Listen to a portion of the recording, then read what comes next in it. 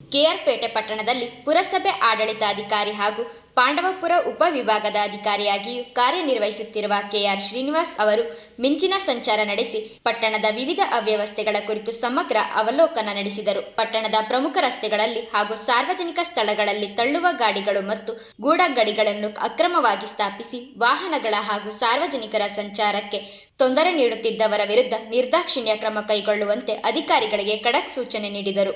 ಸಾರ್ವಜನಿಕರ ಓಡಾಟ ಸುಗಮವಾಗುವಂತೆ ತಕ್ಷಣವೇ ತಳ್ಳುವ ಗಾಡಿಯನ್ನು ತೆರವುಗೊಳಿಸುವಂತೆ ಆದೇಶಿಸಿದರು.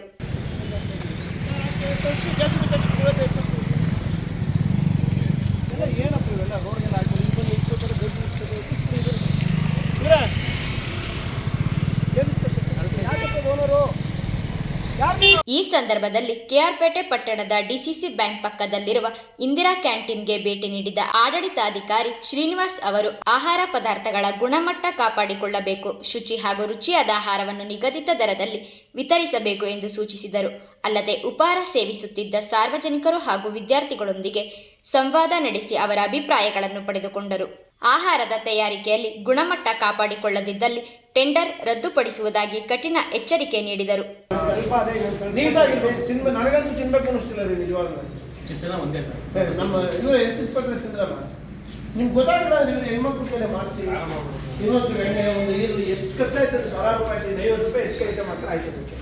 ಹೌದಲ್ವಾ? ಸಾಂಬಾರು ಒಂಥರ ಬಗ್ಬರ್ದು ಥರ ಎಲ್ಲ ಕಾಣಿಸ್ತೀವಿ, ಗಟ್ಟಿಗೆ ಅದೇ ಹಳೆ ಸರ್ ಬೆಂದು ಆಗಿರ್ತದಲ್ಲ, ಹಂಗಾಗಿದೆ.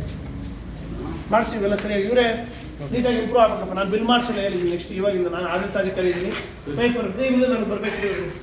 ಇನ್ನೊಂದು 3 ದಿವಸ ಬರ್ತೀನಿ. ನಾನು ಬರೋಲ್ಲ, ಚೀಫ್ ಆಫೀಸರ್ ಕಳಿಸ್ತೀನಿ. ಇನ್ನು 3 ದಿವಸ ಕಂಪ್ಲೇಂಟ್ ಬಂದರೆ ಗ್ಯಾರಂಟಿ ನಾನು ಟೆಂಡರ್ ಕ್ಯಾನ್ಸಲ್ ಮಾಡಕ್ಕೆ ಬರ್ತೀನಿ. ಹಾಗೂ ಕೆಆರ್ಪೇಟೆ ಕೆಎಸ್ಆರ್ಟಿಸಿ ಬಸ್ ನಿಲ್ದಾಣ ಪಕ್ಕದಲ್ಲಿ ಕಳೆದ 2 ವರ್ಷಗಳಿಂದ ಬಾಗಿಲು ಮುಚ್ಚಿಕೊಂಡಿದ್ದ ಸಾರ್ವಜನಿಕ ಶೌಚಾಲಯವನ್ನು ಪರಿಶೀಲಿಸಿ ಅವರು ತಕ್ಷಣವೇ ಶೌಚಾಲಯದ ಬಾಗಿಲು ತೆರೆಯಿಸಿ ಶ್ರೀಸಾಮಾನ್ಯರಿಗೆ ಉಚಿತವಾಗಿ ಬಳಸಲು ಅವಕಾಶ ಕಲ್ಪಿಸುವಂತೆ ಹಿರಿಯ ಆರೋಗ್ಯ ಪರಿವೀಕ್ಷಕ ಅಶೋಕ್ ಅವರಿಗೆ ಸೂಚನೆ ನೀಡಿದರು.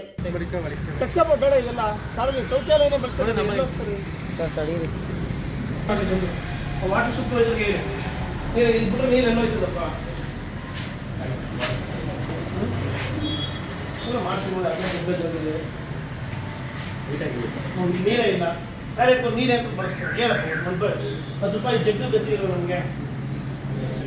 ಒಂದೊಂಚೂರು ಬ್ಲೀಚಿಂಗ್ ಪೌಡರ್ ಅಷ್ಟು ಕೊಟ್ಕೊಂಡು ಬೆಳಿಗ್ಗೆ ಸಂದೆ ನಮ್ಮವರು ಬೇಡ, ಫ್ರೀಯಾಗಿ ಮಾಡಬೇಕು ಪ್ಲೀಸ್. ಅಂತಿಮವಾಗಿ ಪಟ್ಟಣದ ವಿವಿಧ ವಾರ್ಡುಗಳು ಹಾಗೂ ಮುಖ್ಯ ರಸ್ತೆಗಳ ಮೂಲಕ ಸಂಚಾರ ನಡೆಸಿದ ಶ್ರೀನಿವಾಸ್ ರವರು ಪಟ್ಟಣದ ಸ್ವಚ್ಛತೆ ಕಾಪಾಡುವಲ್ಲಿ ಪುರಸಭೆ ಅಧಿಕಾರಿಗಳು ಹಾಗೂ ಸಿಬ್ಬಂದಿಗಳು ಇನ್ನಷ್ಟು ಜವಾಬ್ದಾರಿಯಿಂದ ಕಾರ್ಯನಿರ್ವಹಿಸಬೇಕು ಎಂದು ತಿಳಿಸಿದರು.